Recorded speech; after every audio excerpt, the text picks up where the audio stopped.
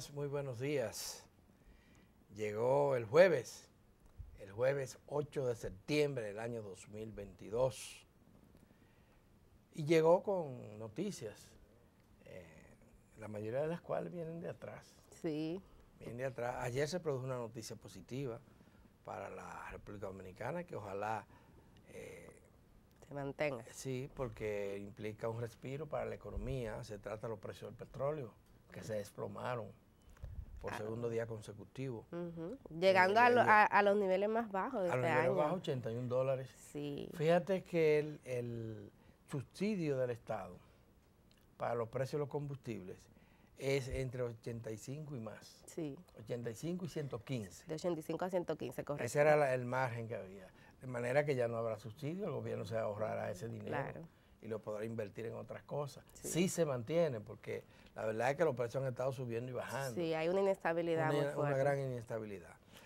Presionado por varias razones. Una, las alzas estuvieron motivadas, las últimas, en lo de la guerra de Ucrania. Rusia es el segundo mayor productor de petróleo del mundo.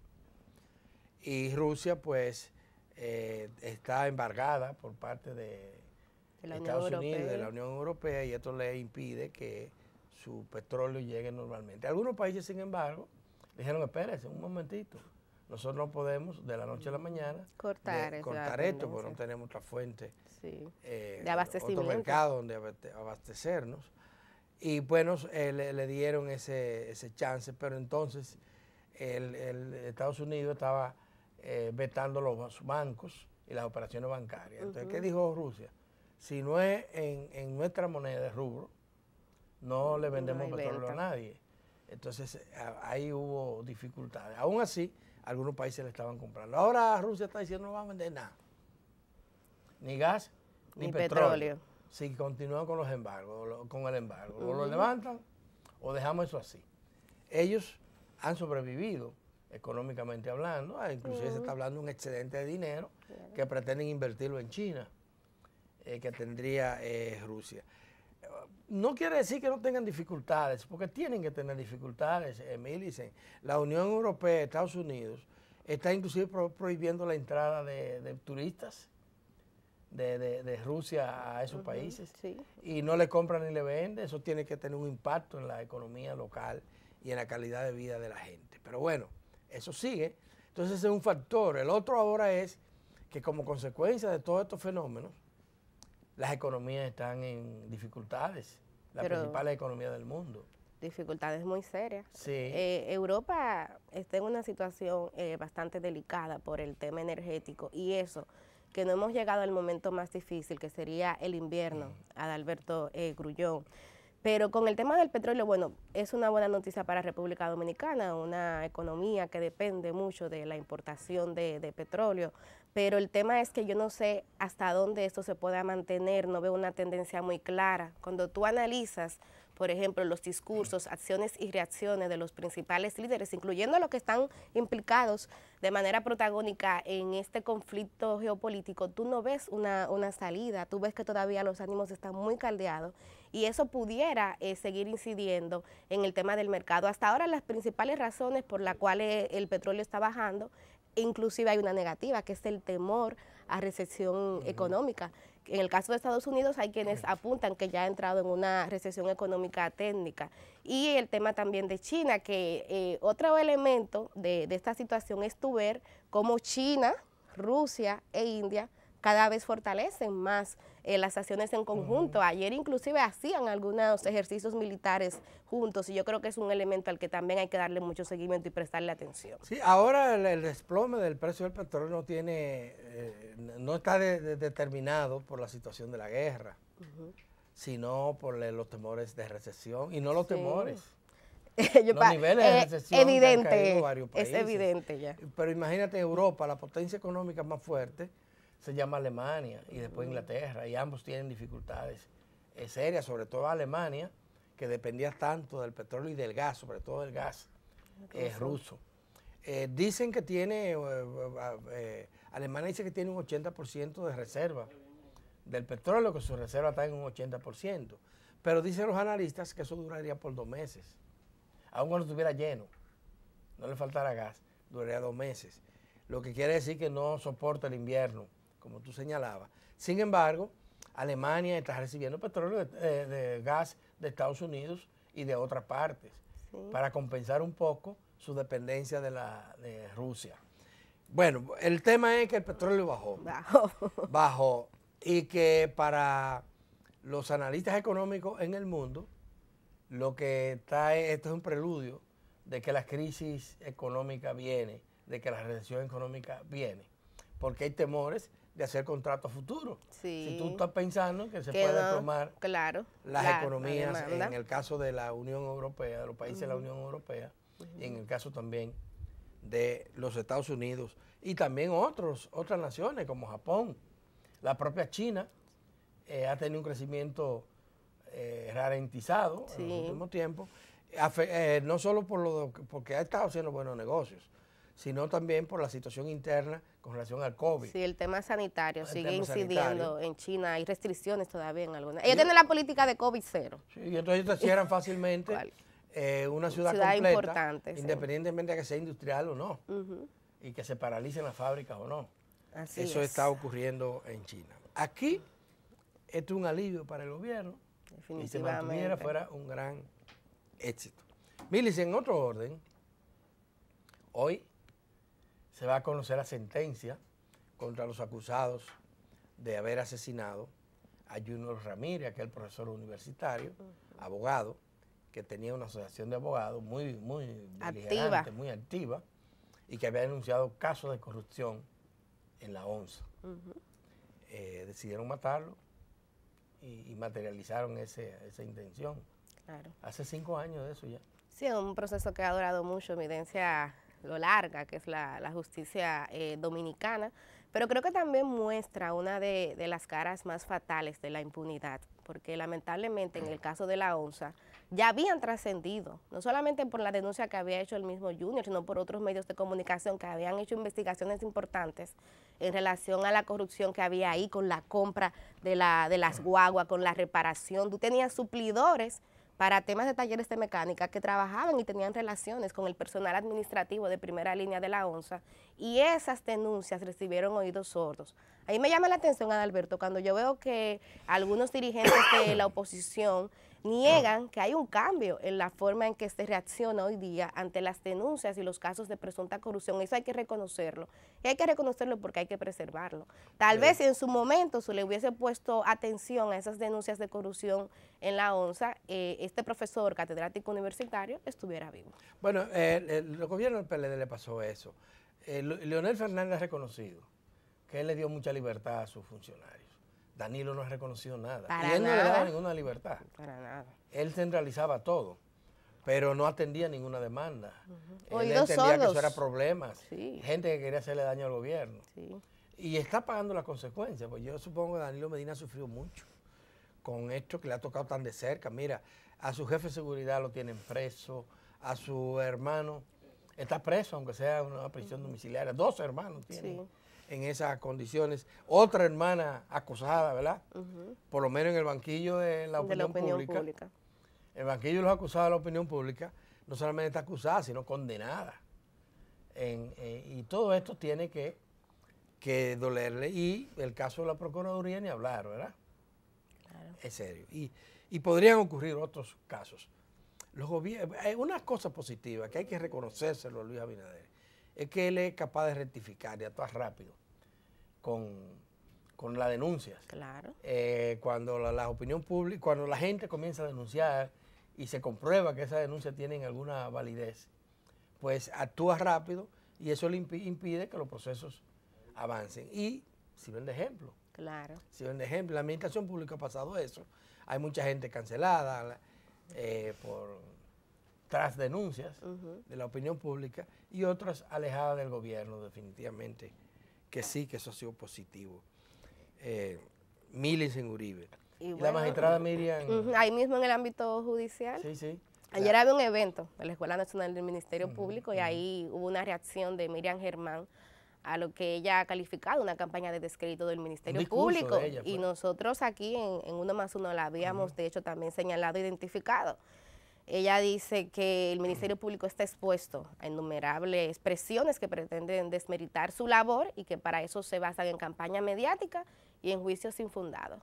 Y yo estoy de acuerdo con ella, realmente una acción trae una reacción y tenemos un Ministerio Público que está tomando acciones sin precedentes en materia de lucha contra la corrupción. Tú tener generales activos acusados de corrupción, tú tener identificado empresas del sector privado, inclusive apellidos muy sonoros, tú tener inclusive funcionarios muy poderosos. Eso genera millas. Sí, pero lo de la campaña a la que ella se refiere, y ella es una mujer muy bien enterada, sabe lo que pasa. Esa doña no es fácil, no es fácil.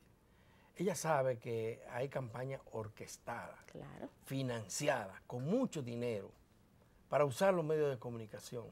Claro. Y tratar de desprestigiar al Ministerio Público. Lo primero que quiere decir que independencia. Ah, sí, el Ministerio Público independiente, y le ponen comillas. Claro.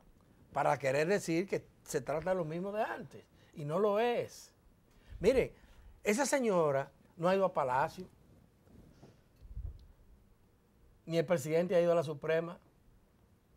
Al Ministerio Público. Al Ministerio Público. Al Ministerio Público. No ha ido. O sea, todo el mundo sabe que Miriam es insobornable, es indomable y no es sumisa al poder. Eso lo sabe todo el mundo en este país. Sin embargo, hay gente que está paga para eso. Lo peor es que gente buena, gente honesta, periodistas serios, se dejan confundir también con esto. Y caen en ese gancho.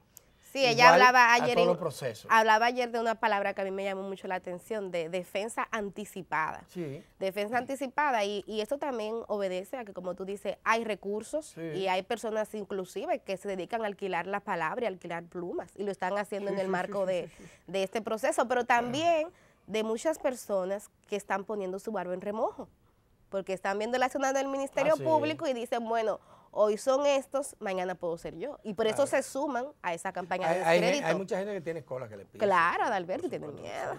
Fíjate que en principio estaban calladitos y agachados. Todo el mundo.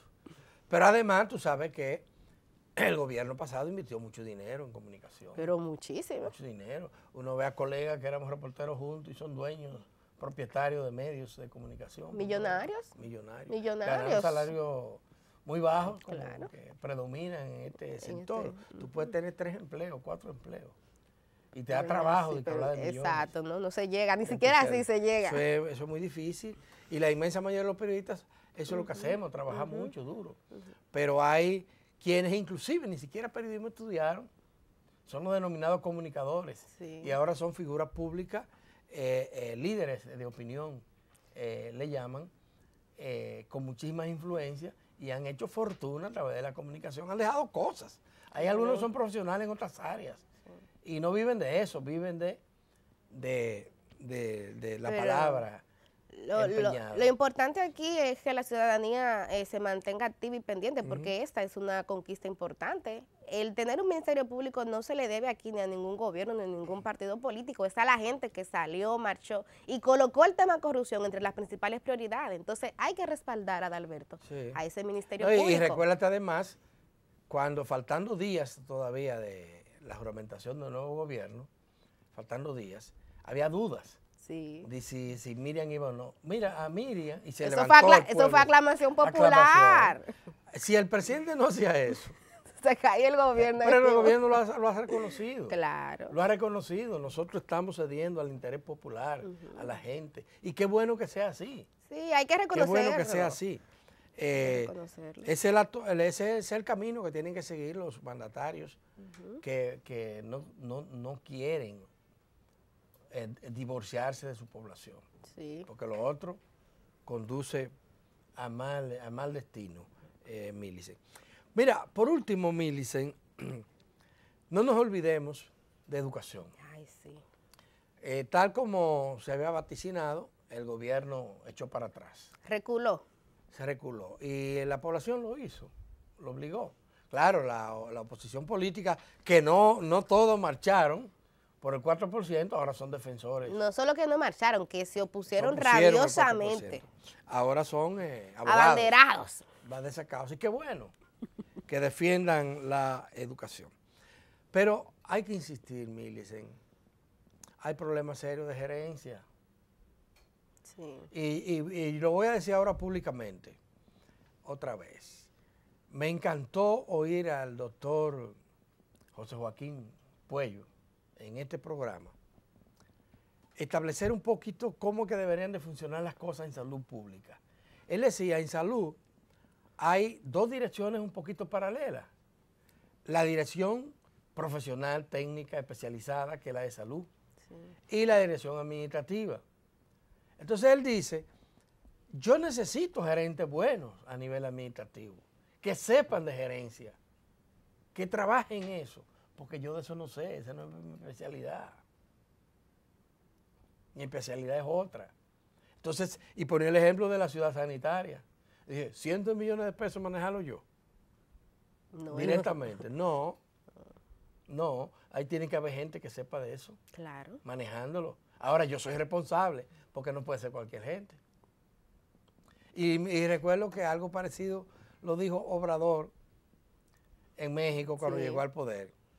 Que le dijeron, le dijo a todos los ministros, si ustedes fallan, fallo yo. Y como yo no quiero fallar, el que me mete la pata, se va. No solamente se va para la justicia. Claro. Va a tener, le advirtió a sus compañeros, a sus amigos, a la gente que lo ayudaron a llegar al poder en México. Y fíjate que él ha salido bien en eso. Sí. Es uno de los gobiernos que tiene menos acusaciones de corrupción, porque hoy en día a los gobiernos, míralo, al otro día, mira el de Perú. Sobre todo cuando son gobiernos progresistas. Progresistas, el de Perú al otro día ya estaba pidiendo la destitución. Sí. Cuando el hombre ni siquiera gabinete había creado todavía. Ya quieren quitarlo. Y eso es lo que está pasando hoy en el mundo. De manera que en educación, porque repito, la cantidad, tiene que existir un inventario en el Ministerio de Salud, de Educación. Sí, claro, Adalberto. Que te diga cuántas escuelas en proceso de construcción hay, cuántas aulas faltan, dónde faltan esas aulas. Oye, para eso hay que llenar los requisitos del lugar, pero no hay que hacer... Bueno... tanto, y si hay que declarar en estado de emergencia, porque la pandemia, el periodo que pudo, a mi juicio, ser aprovechado para acondicionar o recondicionar las aulas, los planteles escolares, en un momento en que no estaba yendo la población estudiantil y el magisterio a las aulas, pudo, y no se desaprovechó esa oportunidad. Pero bueno, ya no nos lamentemos por eso. Vamos a trabajar ahora. Sí. Ahí tenemos el año escolar. Ayer decía un ex ministro que una escuela se construye en 3 meses. Yo no creo que sea tan rápido, pero si lo construyéramos en 5 o en 6. Ya fuera un avance. Ya fuera un avance. Ya fuera un avance. Bueno, ojalá que el gobierno haya aprendido de este error. Yo creo que parte del problema es que todavía no hay un costo en términos penales de esa deficiencia administrativa que en otros países existe, pero por lo menos el que haya un costo político, Adalberto, yo creo que eso es una luz en el camino.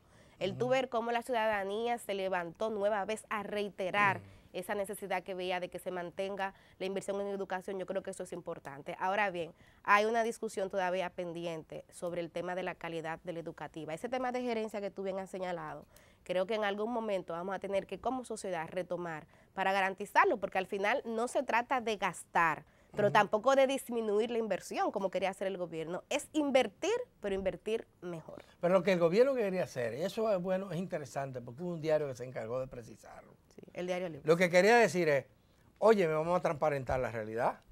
Sí, porque ya había pasado. Sí, antes. No, y está previsto, porque no son unos tontos los que están en presupuesto y en la gerencia militar. Si se está claro que va a sobrar dinero, porque tiene un atraso significativo en la ejecución del presupuesto que se le aprobó, vamos a usar ese dinero para otras cosas. Y no es la primera vez. Lo que plantea el análisis que hizo Diario Libre es que en 20 años después de la aprobación de la ley que crea el 4%, y 12 años después, 13 años después de la ejecución del 4%, solamente en el 2020 se ejecutó el 4%. Danilo Medina no ejecutó el 4%. De Leonel ni hablar, porque Leonel llegó al 2% en su mandato. Danilo Medina no ejecutó el 4% en ningún año. Y este gobierno solamente lo ejecutó en el 2020. En el 21 tampoco. Se quedó atrás. Pero estamos hablando de ínfimas cifras, porque tú hablas de 4.000 millones, Sí. pero cuando tú hablas de 260.000 millones de pesos, Eso es mucho dinero. no, pero los 4.000 no es nada, Claro. frente a esa cifra. Pero dice un refrán popular que mal de mucho, consuelo de tontos. Yo creo que independientemente de que tengamos el antecedente histórico de que no se haya ejecutado, es, señores, inaceptable que en República Dominicana, un país donde hay tantas necesidades en el área educativa, no se ejecute el 4%. Sí, Eso plantea, total. nos vamos al inicio ahí otra vez, que hay un déficit de gerencia y eso hay que superarlo. Definitivamente que sí. Vamos a la Señores, pausa. se acabó el tiempo y hay que pausar y cuando volvamos, la entrevista en primer plano. Hoy con un maestro de la medicina Ay, sí, y funcionario de alto nivel muy alto del nivel. gobierno, el infectólogo Jesús Félix Iglesias. Él es el superintendente de salud y riesgos laborales. Ayer le hicieron un piquete, una marcha allá frente y de eso vamos a hablar en el día de hoy con él. Doctor.